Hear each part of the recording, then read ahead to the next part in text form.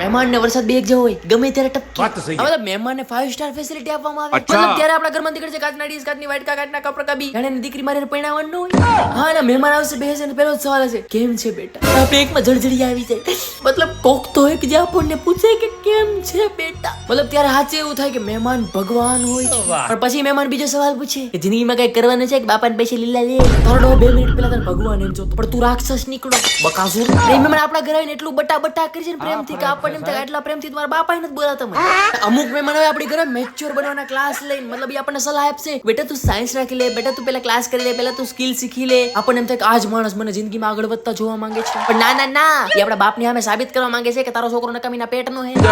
અમુક મહેમાનો આપણા ઘરે આવીને એના છોકરાના વખાણ કરતા હોય, મારો દીકરો ક્યાં પહોંચી ગયો, કે હું ચંદ્ર ઉપર ગયો, એને છે ધરતી પર જ છે. અમારા દીકરાને તો આટલા માર્ક્સ આવતા, અમારા દીકરો તો એટલો હોશિયાર છે, અમારો દીકરો તમે કઈ એટલું જ કરે, અમારા દીકરાનો તો એટલો પગાર છે. આપણને એમ થાય કે એના મા બાપ છે કે છોકરાના દલાલ છે. અને અમુક મહેમાન હોય ને, મહેમાન નો હોય, એ મહાણિયા હોય, બરો આપણી ઘરે આવીને ખાલી જોવા આવતા હોય કે આ લોકો ખુશ શું કામ છે, આ લોકોની જિંદગીમાં દુઃખ કેમ નથી, આ ખુશ કેવી રીતે રહી શકે. પછી ઘરે આવીને આપણી ખુશીમાં નજર લગાડે. ઝેરી નાગ.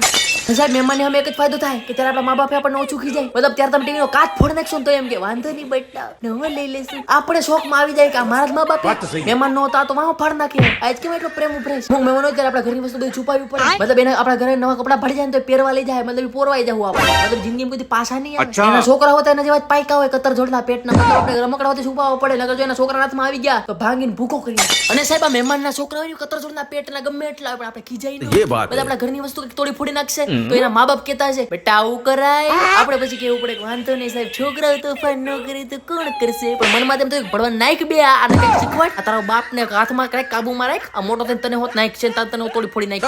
સૌથી બેસ્ટ પાર્ટ હોય ને, મહેમાન જયારે આપણા ઘરેથી જાય ત્યારે 150 રૂપિયા કાઢીને આપતા હશે ને તો આપણા મમ્મી પપ્પા અગાઉ એનું ભરી જાય. ના એવું કઈ દેવાનું ન હોય, છોકરાઓને શું કરવા હોય પૈસા નહીં. અને મહેમાન તો પરાણે હાથમાં દઈને જાય ને, હજી મહેમાન શેરીમ નહીં પડ્યો ને આપણા મમ્મી પપ્પા આપણી સામે લાયક તને શું કરવા પૈસા ને, તું ખોવાઈ જાય તારાથી, લાય હું હાસવીને રાખું. હાસવા દે ની હસવાઈ ગયા, સમજી લ્યો. જિંદગીમાં પાછા નહીં આવે. પાછા આપણે કહેતા હોય ને કે મહેમાન ભગવાન હોય છે, એ વાત સાચી છે. પણ અત્યારના મહેમાન છે અમુક મહણિયા જેવા છે.